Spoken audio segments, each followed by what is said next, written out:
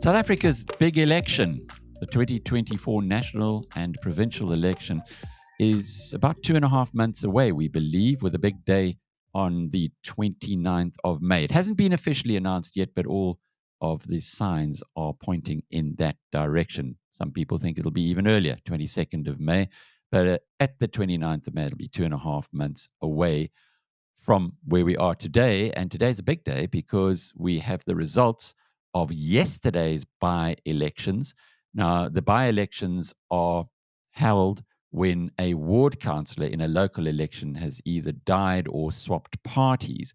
So they have to get a new ward councillor in there. And there were 7 of those held yesterday, 5 of which produced fascinating results that we'll go into in some detail in a moment. Most important of all of them is Jacob Zuma's Umkhonto weSizwe party. Zuma, a former president, has camped himself against his party that he led, the ANC, which is currently the ruling party here in South Africa. Yesterday's election was in the far north of KwaZulu-Natal, near Pongola, it's called Mpongola, in the district municipality. And Zuma's party got 28% of the votes that were counted there. It's only its second election. In the first one in Vryheid earlier this month, Umkhonto weSizwe got 20% of the vote. So it certainly is a party to be reckoned with. It was a red letter day too for Gayton McKenzie's Patriotic Alliance that had a sweeping victory in George. That's its 4th ward victory since the 2021 local elections. It is critically, though, the first time that the PA has taken a seat off a sitting Democratic Alliance councillor. After these results, one would expect that the DA Brains Trust will begin to reassess its position towards the PA, which even earlier this week once again offered an olive branch in the form of an interview that we had here on Biz News TV with Charles Cilliers, who's a co-founder of the PA and the strategic advisor. News elsewhere for the Democratic Alliance was more heartening. They managed to hold on just to a ward in Grabo, also in the Western Cape, and that despite a spirited challenge from the Patriotic Alliance, and did very well in a ward in the East Rand in Gauteng, where the share of the vote was raised to almost 90% from around 60% previously. But one needs to have a look at these wards in detail, and that's what we will do right now, starting off with a overall view on what has happened with the results that come to us from the Electoral Commission. 7 overall, of which the 2 of them were as expected in the Free State and the Northwest Province, where the ANC retained its seats that it currently holds. The ruling party is very strong in those areas, in those 2 provincial areas. It's elsewhere in the country where it is facing challenges. And the first of those challenges that is worth looking at is Mpongolo, Ward number 2, where the IFP held onto the ward. However, its share of the vote dropped from 48% to 36%. The ANC's share of the vote dropped from 43% to 33%. Now, this is relevant because this is deep rural KwaZulu-Natal, where up until the entry of Jacob Zuma's party, it was a 2-way contest between the IFP and the African National Congress, who in the 2021 election in this ward got 91% of the vote. That has been cut to 69%, with Zuma's party picking up 28% of the vote here. Newcastle, also in KwaZulu-Natal, was better news for the IFP, and here there was no Umkhonto weSizwe participation, and this gave the party another very strong showing. Its 13th by-election victory in the province. Virtually all of those have been against the ANC, and its share of the vote went from 26% to virtually 50%, whereas the ANC's share collapsed in Newcastle Ward 11 from 43% to just 14.5%. Also interesting, though, for those who have been predicting a resurgence of the economic freedom fighters, the far left party that does so well or has been doing so well in urban areas. Well, it did not do well here in Newcastle. The share of the vote dropped by half from 24% to 12%. On to the big victory for Gayton McKenzie's party, George Ward 8. The PA went from 5% in 2021 to 63% of the vote. It benefited greatly by a direct competitor, the Good Party, not contesting this election. It's the PA's fourth win in a ward council since 2021, but as mentioned earlier, the very first from the DA. It's won 2 from the ANC and 1 from Good.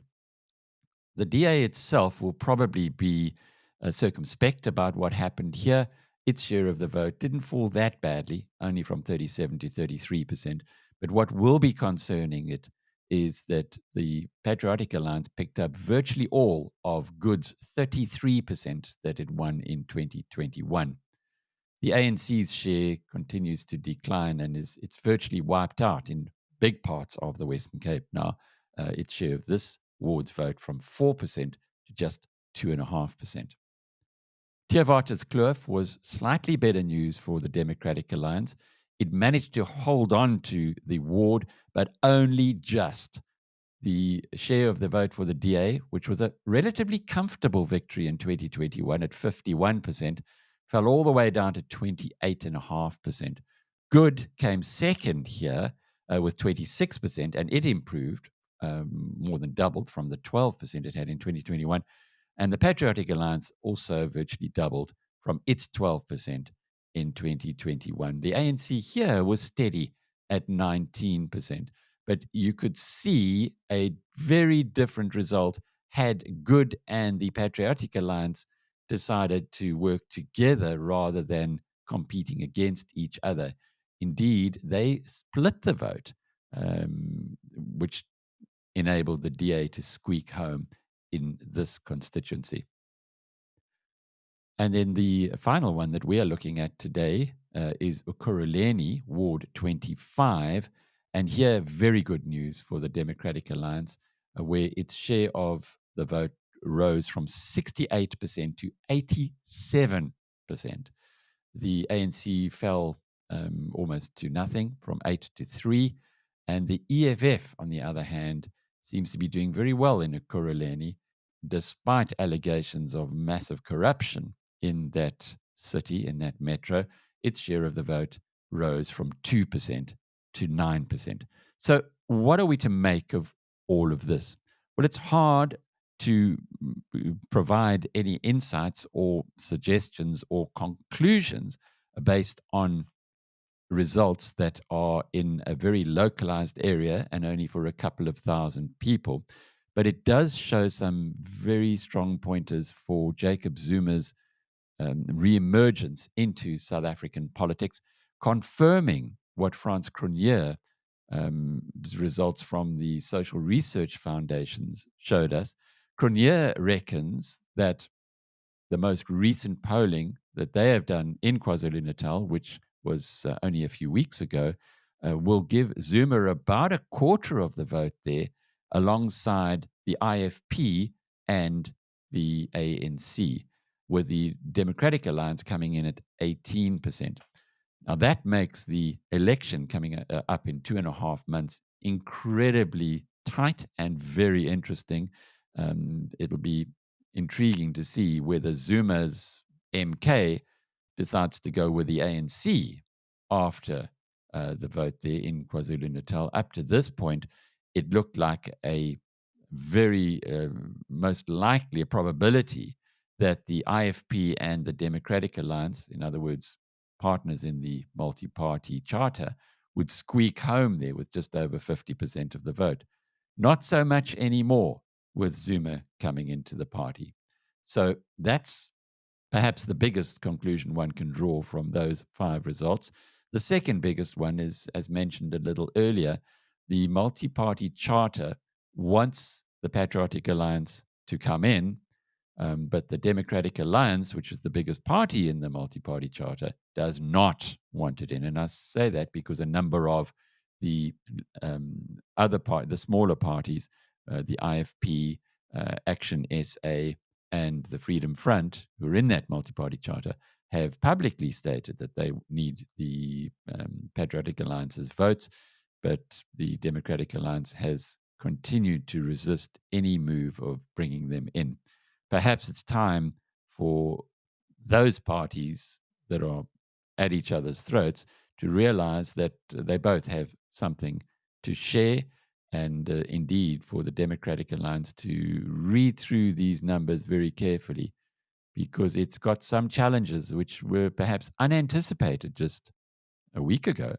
MK emerging in KwaZulu-Natal, so it's going to need as many votes as it can possibly get there for the charter to achieve what it intends or what it hopes for, which is to run that province after the election in the end of, what we think, the end of May. And then secondly, there's a challenge coming for the party, most definitely, in the Western Cape. And the pundits continue to point out that although the Democratic Alliance is well divided in the population groups between black, white, and colored, in the Western Cape, 53% of the electorate are colored. And that population group is seemingly getting more and more comfortable with supporting the Patriotic Alliance.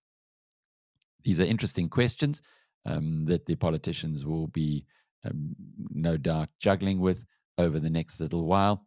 There are more by-elections before we go to the polls, and we don't even know exactly when we will be going to the polls. But the idea of the 29th of May is it's the soonest possible that the ANC will be able to get all of the administration done so that it can go forward. We understand that the ANC has also booked the F&B Stadium in Johannesburg for a big rally just before the 29th of May, which is a little bit of a sign for you too.